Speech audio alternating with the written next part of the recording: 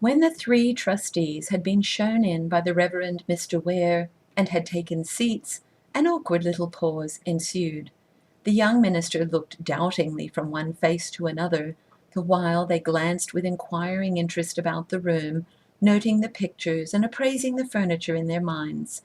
The obvious leader of the party, Lauren Pierce, a rich quarryman, was an old man of medium size and mean attire, with a square, beardless face, as hard and impassive in expression as one of his blocks of limestone. The irregular and thin-lipped mouth, slightly sunk and shut with vice-like firmness, the short, snubbed nose, and the little eyes squinting from half-closed lids beneath slightly marked brows, seemed scarcely to attain to the dignity of features, but evaded attention instead, as if feeling that they were only there at all from plain necessity, and ought not to be taken into account. Mr. Pierce's face did not know how to smile. What was the use of smiles? But its whole surface radiated secretiveness. Portrayed on canvas by a master brush, with a ruff or red robe for masquerade, generations of imaginative amateurs would have seen in it vast-reaching plots, the skeletons of a dozen dynastic cupboards, the guarded mysteries of half a century's international diplomacy. The amateurs would have been wrong again. There was nothing behind Mr. Pierce's juiceless countenance more weighty than a general determination to exact 7% for his money, and some specific notions about capturing certain brickyards which were interfering with his quarry sales. But Octavius watched him shamble along its sidewalks quite as the Vienna of dead and forgotten yesterday might have watched Metternich.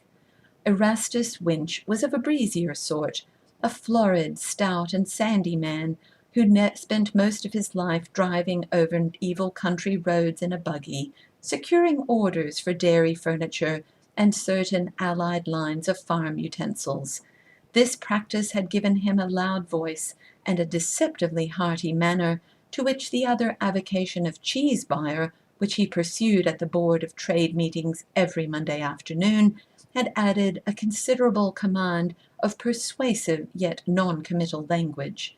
To look at him, still more to hear him, one would have sworn he was a good fellow, a trifle rough and noisy perhaps, but all right at bottom.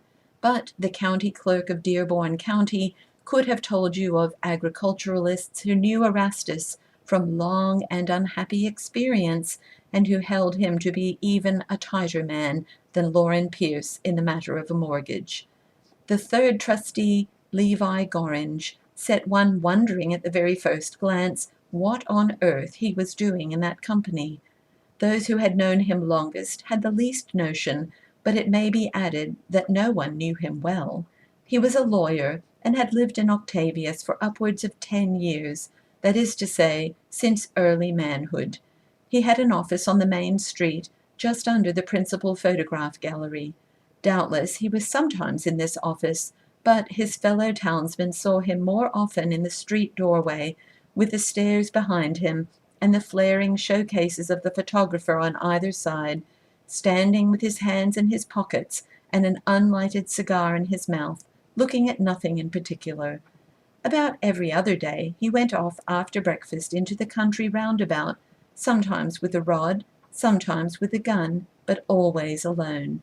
He was a bachelor, and slept in a room at the back of his office, cooking some of his meals himself, getting others at a restaurant close by. Though he had little visible practice, he was understood to be well-to-do, and even more, and people tacitly inferred that he shaved notes. The Methodists of Octavius looked upon him as a queer fish, and through nearly a dozen years had never quite outgrown their hebdomadal tendency to surprise at seeing him enter their church. He had never, it is true, professed religion, but they had elected him as a trustee now for a number of terms all the same, partly because he was their only lawyer, partly because he, like both his colleagues, held a mortgage on the church edifice and lot. In person, Mr. Gorringe was a slender man, with a skin of a clear, uniform citron tint, black waving hair, and dark gray eyes, and a thin, high-featured face. He wore a moustache and pointed chin tuft, and though he was of New England parentage and had never been farther south than Ocean Grove, he presented a general effect of old Mississippian traditions and tastes startlingly at variance with the standards of Dearborn County Methodism. Nothing could convince some of the elder sisters that he was not a drinking man. The three visitors had completed their survey of the room now, and Lauren Pierce emitted a dry, harsh little cough as a signal that business was about to begin. At this sound, Winch drew up his feet, and Gorringe untied a parcel of account books and papers that he held on his knee. Theron felt that his countenance must be exhibiting to the assembled brethren an unfortunate sense of helplessness in their hands. He tried to look more resolute, and forced his lips into a smile. "Brother Gorringe allus acts as secretary," said Erastus Winch, beaming broadly upon the minister, as if the mere mention of the fact promoted jollity. "That's it, Brother Gorringe. Take your seat at Brother Ware's desk. Mind the dominie's pen don't play tricks on you, and start off writing out sermons instead of figures." The humorist turned to Theron as the lawyer walked over to the desk at the window. "I allus have to caution him about that," he remarked with great joviality. "And do you look out afterwards, Brother Ware, or else you'll catch that pen of yours scribbling lawyer's lingo in place of the word." Theron felt bound to exhibit a grin in acknowledgment of this pleasantry. The lawyer's change of position had involved some shifting of the others' chairs, and the young minister found himself directly confronted by Brother Pierce's hard and colourless old visage. Its little eyes were watching him as through a mask, and under their influence the smile of politeness fled from his lips. The lawyer on the right, the cheese buyer on his left, seemed to recede into distance, as he, for the moment, returned the gaze of the quarryman. He waited now for him to speak, as if the others were of no importance. "We are a plain sort of folks up in these parts," said Brother Pierce, after a slight further pause. His voice was as dry and rasping as his cough, and its intonations were those of authority. "We walk here," he went on, eyeing the minister with a sour regard, "in a meek and humble spirit, in the straight and narrow way which leadeth unto life. We ain't gone traipsing after strange gods, like some people that call themselves Methodists in other places. We stick by the discipline and the ways of our fathers in Israel. No newfangled notions can go down here. Your wife had better take them flowers out of her bunnet afore next Sunday." Silence possessed the room for a few moments, the while Theron, pale-faced and with brows knit, studied the pattern of the ingrain carpet. Then he lifted his head and nodded it in assent. "Yes," he said, "we will do nothing by which our brother stumbleth, or is offended, or is made weak." Brother Pierce's parchment face showed no sign of surprise or pleasure at this easy submission. "Another thing, we don't want no book learning or dictionary words in our pulpit," he went on coldly. "Some folks may stomach 'em, we won't. Them 2 sermons of yours, perhaps they'd do down in some city place, but they're like your wife's bunnet here, they're too flowery to suit us. What we want to hear is the plain, old-fashioned word of God, without any palaver or hems and haws. They tell me there's some parts where hell's treated as played out, where our ministers don't like to talk much about it, because people don't want to hear about it. Such preachers ought to be put out. They ain't Methodists at all. What we want here, sir, is straight-out, flat-footed hell, the burning lake of fire and brimstone. Pour it into 'em hot and strong. We can't have too much of it. Work in them awful deathbeds of Voltaire and Tom Paine, with the devil right there in the room reaching for 'em, and they yelling for fright. That's what fills the anxious seat and brings in souls hand over fist." Theron's tongue dallied for an instant with the temptation to comment upon these old wife fables, which were so dear to the rural religious heart when he and I were boys, but it seemed wiser to only nod again and let his mentor go on. "We ain't had no trouble with the Free Methodists here," continued Brother Pierce, "just because we kept to the old paths and seek for salvation in the good old way. Everybody can shout Amen as loud and as long as the Spirit moves him with us. Someone was saying you thought we ought to have a choir and an organ. No siree, no such tomfoolery for us. You'll only stir up feeling again yourself by hinting at such things.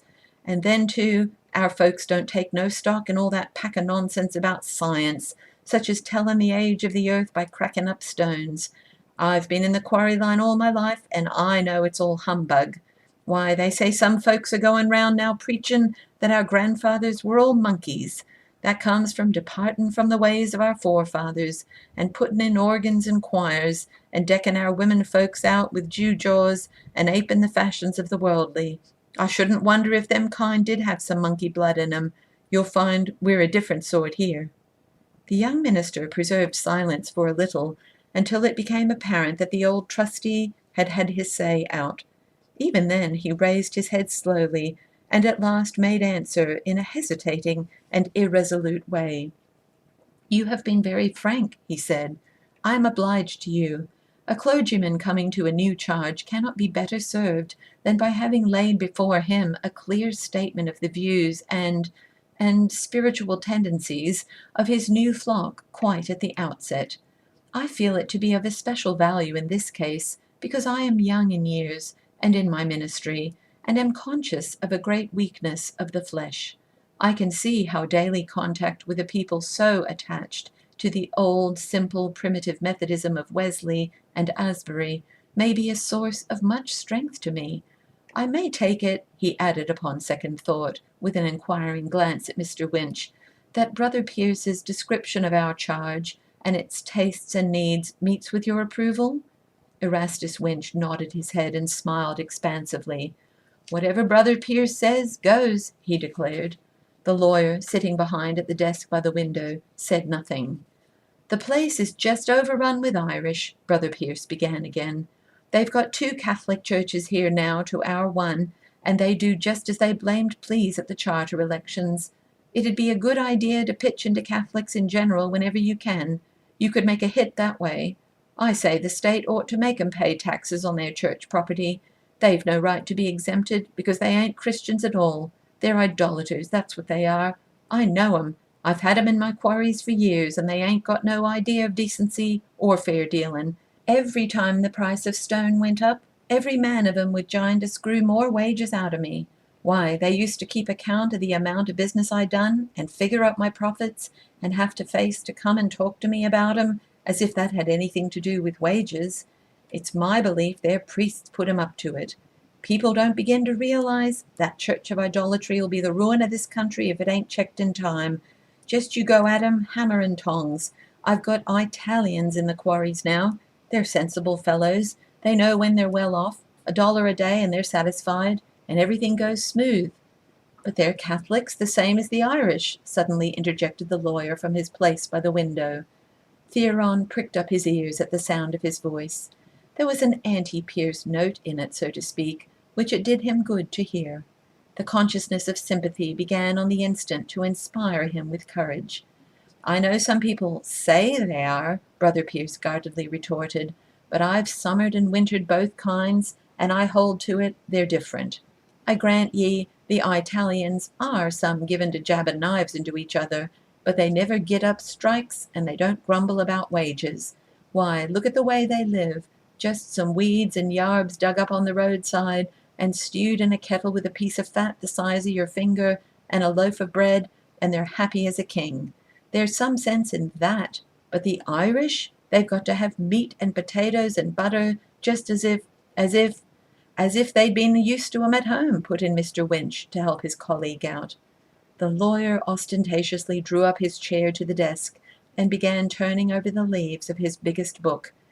"It's getting on towards noon, gentlemen," he said, in an impatient voice. The business meeting which followed was, for a considerable time, confined to hearing extracts from the books and papers, read in a swift and formal fashion by Mr. Gorringe. If this was intended to inform the new pastor of the exact financial situation in Octavius, it lamentably failed of its purpose. Theron had little knowledge of figures, and though he tried hard to listen, and to assume an air of comprehension, he did not understand much of what he heard. In a general way, he gathered that the church property was put down at $12,000, on which there was a debt of $4,800. The annual expenses were $2,250, of which the principal items were $800 for his salary, $170 for the rent of the parsonage, and $319 for interest on the debt. It seemed that last year the receipts had fallen just under $2,000, and they now confronted the necessity of making good this deficit during the coming year, as well as increasing the regular revenues. Without much discussion, it was agreed that they should endeavor to secure the services of a celebrated debt-raiser early in the autumn and utilize him in the closing days of a revival. Theron knew one debt-raiser and had seen him at work, a burly, bustling, vulgar man who took possession of the pulpit as if it were an auctioneer's block, and pursued the task of exciting liberality in the bosoms of the congregation by alternating prayer, anecdote, song, and cheap buffoonery in a manner truly sickening. Would it not be preferable, he feebly suggested, to raise the money by a festival or fair or some other form of entertainment which the ladies could manage? Brother Pierce shook his head with contemptuous emphasis. "Our women folks ain't that kind," he said. "They did try to hold a sociable once, but nobody came, and we didn't raise more'n $3 or $4. It ain't their line. They lack the worldly arts. As the discipline commands, they avoid the evil of putting on gold and costly apparel, and taking such diversions as cannot be used in the name of the Lord Jesus." "Well, of course, if you prefer the debt-raiser," Theron began, and took the itemized account from Gorringe's knee as an excuse for not finishing the hateful sentence. He looked down the foolscap sheet, line by line, with no special sense of what it signified, until his eye caught upon this little section of the report, bracketed by itself in the secretary's neat hand. Interest charge. First mortgage, 1873, $1,000, E. Winch at $7.70. Second mortgage, 1876, $1,700, L. Gorringe at $102. Third mortgage, 1878, $2,100, L. Pierce at $147. Total, $4,800. Total interest, $319. It was no news to him that the 3 mortgages on the church property were held by the 3 trustees. But as he looked once more, another feature of the thing struck him as curious. "I notice that the rates of interest vary," he remarked without thinking, and then wished the words unsaid, for the 2 trustees in view moved uneasily on their seats. "Oh, that's nothing," exclaimed Erastus Winch with a boisterous display of jollity. "It's only Brother Gorringe's pleasant little way of making a contribution to our funds. You will notice that at the date of all these mortgages, the state rate of interest was 7%. Since then, it's been lowered to 6. Well, when that happened, you see, Brother Gorringe, not being a professing member, and so not bound by our rules, he could just as well as not let his interest down a cent. But Brother Pierce and me, we talked it over, and we made up our minds we were tied hand and foot by our contract. You know how strong the discipline lays it down that we must be bound to the letter of our agreements. That being so, we seen it in the light of duty not to change what we'd set our hands to. That's how it is, Brother Ware." "I understand," said Theron, with an effort at polite calmness of tone. "And is there anything else?" "There's this," broke in Brother Pierce. "We're commanded to be law-abiding people, and 7% was the law, and would be now if them ragamuffins in the legislature—" "Surely we needn't go further into that," interrupted the minister, conscious of a growing stiffness in his moral spine. "Have we any other business before us?" Brother Pierce's little eyes snapped, and the wrinkles in his forehead deepened angrily. "Business?" he demanded. "Yes, plenty of it. We've got to reduce expenses. We're nigh on to $300 behindhand this minute. Beside your house rent, you get $800 free and clear. That is $15.38 every week, and only you and your wife to keep out of it. Why, when I was your age, young man, and after that too, I was glad to get $4 a week." "I don't think my salary is under discussion, Mr. Pierce." "Brother Pierce," suggested Winch in a half-chuckling undertone. "Brother Pierce, then," echoed Theron impatiently. "The quarterly conference and the estimating committee deal with that. The trustees have no more to do with it than the man in the moon." "Come, come, Brother Ware," put in Erastus Winch, We must have no hard feelin's. Brotherly love is what we're all looking after. Brother Pierce's meanin' wasn't again your drawing your full salary, every cent of it, only there are certain little things connected with the parsonage here that we feel you ought to bear. For instance, there's the new sidewalk we had to lay in front of the house here only a month ago. Of course, if the treasury was flush, we wouldn't say a word about it.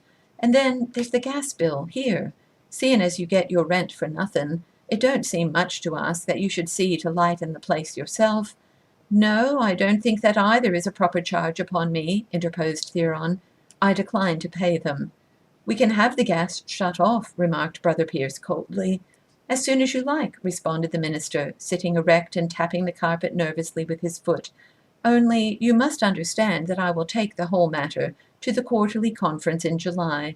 I already see a good many other interesting questions about the financial management of this church, which might be appropriately discussed there. Oh, come, Brother Ware, broke in Trustee Winch, with a somewhat agitated assumption of good feeling.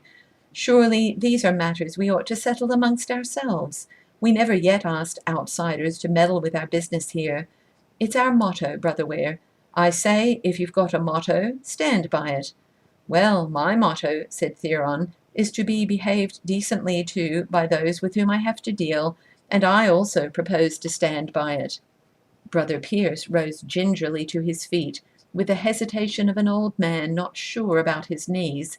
When he had straightened himself, he put on his hat and eyed the minister sternly from beneath its brim. The Lord gives us crosses grievous to our nature, he said, and we're told to bear 'em cheerfully as long as they're on our backs, but there ain't nothing said agin our unloading 'em in the ditch the minute we get the chance. I guess you won't last here more'n a 12-month. He pulled his soft and discolored old hat down over his brows with a significantly hostile nod, and, turning, stumped toward the hall door without offering to shake hands. The other trustees had risen likewise, in tacit recognition that the meeting was over. Winch clasped the minister's hand in his own broad, hard palm and squeezed it in an exuberant grip. Don't mind his little ways, Brother Ware, he urged in a loud, unctuous whisper, with a grinning backward nod. He's a trifle skittish sometimes when you don't give him free rein, but he's all wool and a yard wide when it comes to right down hard-pan religion. My love to Sister Ware, and he followed the senior trustee into the hall. Mr. Gorringe had been tying up his books and papers. He came now with the bulky parcel under his arm, and his hat and stick in the other hand. He could give little but his thumb to Theron to shake. His face wore a grave expression, and not a line relaxed as, catching the minister's look, he slowly covered his left eye in a deliberate wink. "Well, and how did it go off?" asked Alice from where she knelt by the oven door a few minutes later. For answer, Theron threw himself wearily into the big old farm rocking-chair on the other side of the stove, and shook his head with a lengthened sigh. "If it wasn't for that man Gorringe of yours," he said dejectedly, "I think I should feel like going off and learning a trade."